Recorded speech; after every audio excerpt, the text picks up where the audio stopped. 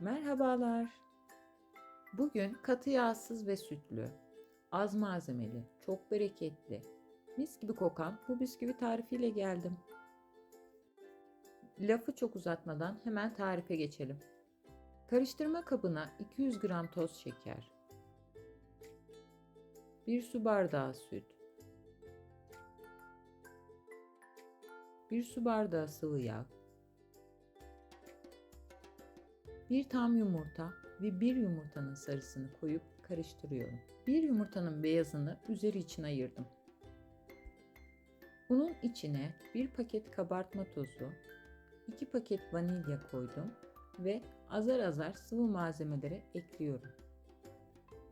Ben toplamda 7,5 su bardağı un kullandım. Unu kontrollü ekleyin.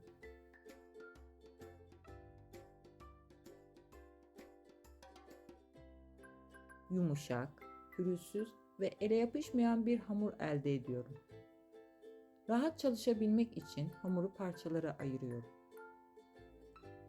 Her parçayı merdane yardımıyla en fazla yarım santimetre olacak şekilde açıyorum. Kurabiye kalıplarıyla kesiyorum. Ardından tepsiye diziyorum.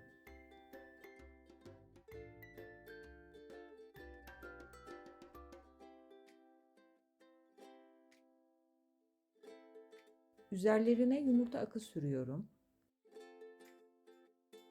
ve parmağımı önce yumurta akına batırıp sonra kavrulmuş susama batırıp bisküvilerin üzerine susamları yapıştırıyorum. 160 derece santigratta alt üst kızarıncaya kadar pişiriyorum. Kalan hamurlara da aynı işlemi uyguluyorum. Bu ölçülerden 3,5 tepsi bisküvi elde ettim.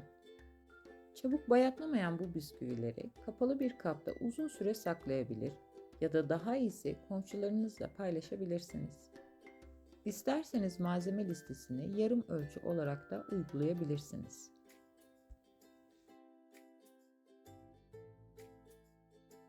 Bu arada bana destek olmak için kanalıma abone olabilir, yeni videolarımdan haberdar olmak için bildirimleri açabilirsiniz.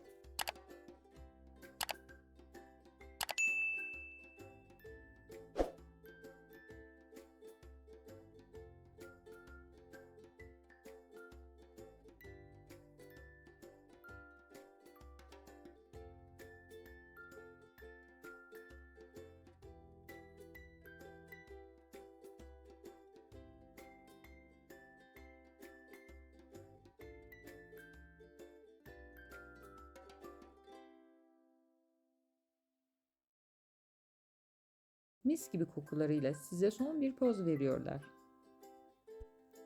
Afiyet olsun. Hoşça kalın.